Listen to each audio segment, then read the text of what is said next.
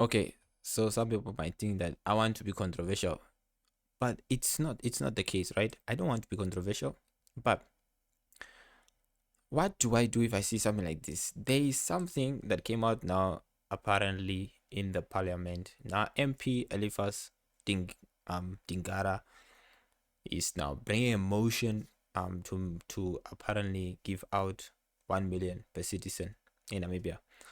So now it's like, again, MP Elifas wants to give out 1 million, right, to every citizen. So let's just hear first. Let's just hear what he says and what he thinks about this whole thing. Let's hear what he says.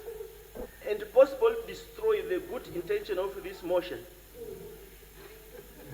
if in the implementation process have seriously been considered and taken into account. And that the formula that I have worked out is based on this issue of supply and demand.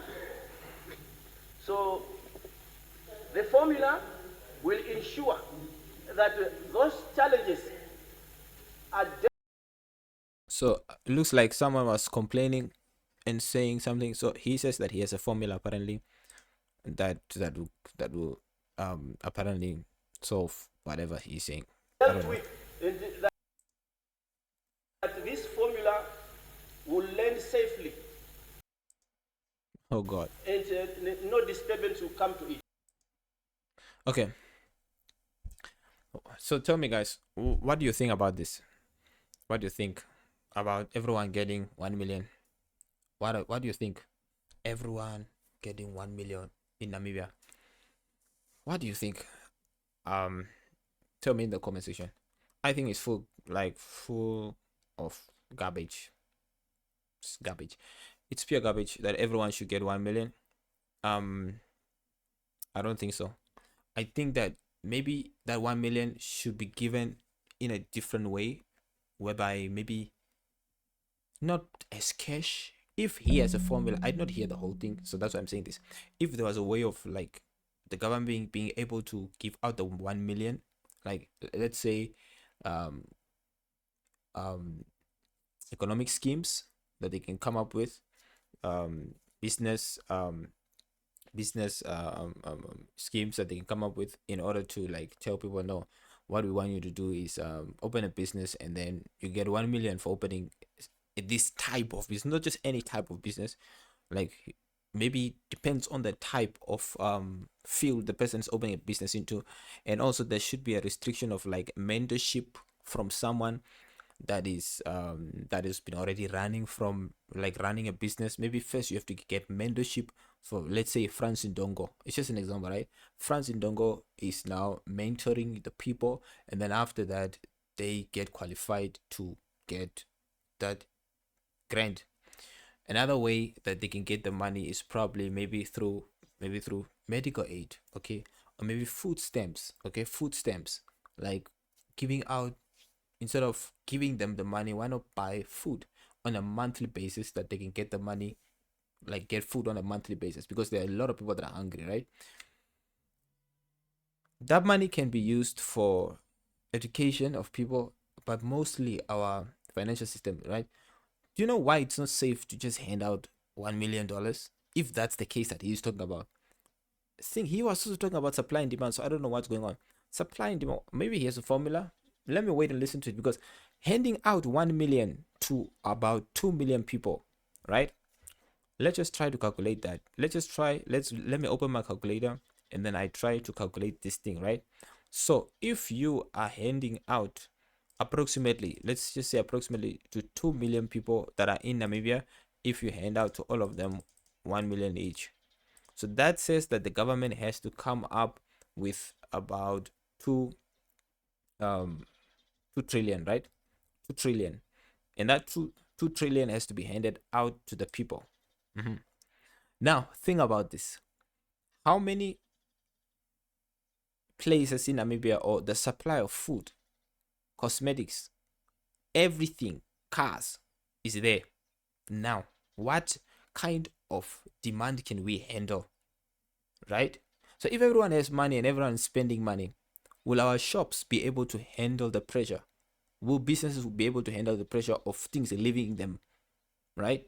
So I'm talking about importing and exporting, because obviously not everyone is that educated to spend money, to do business, to do what. Everyone will just be spending on goods, spending on goods, spending on goods. So which means shops will be more empty. Number two, our money will lose value. If money gets released like that, our money will lose value.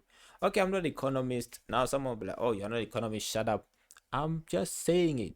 It's not safe for just 1 million to be given out to people, right? I think that maybe they can cut the million into 200,000, right? And then send people to schools, send them to do this, give them a business grant, and then give them also 200,000. When you see the person has certain level of qualification, you cannot just take someone that lives in a ghetto and give him 1 million and think that that guy is gonna sustain him. He's not gonna sustain himself. He cannot sustain. A person living in a ghetto does not need 1 million. He needs something that can sustain him for a long time. If you give him the money, he's going to drink with that money. He's going to club with that money. Oh, I know some people will build houses, some people will do this, some people will do that, but majority of the people are going to waste the money, and then boom, we'll end up in the same problem again.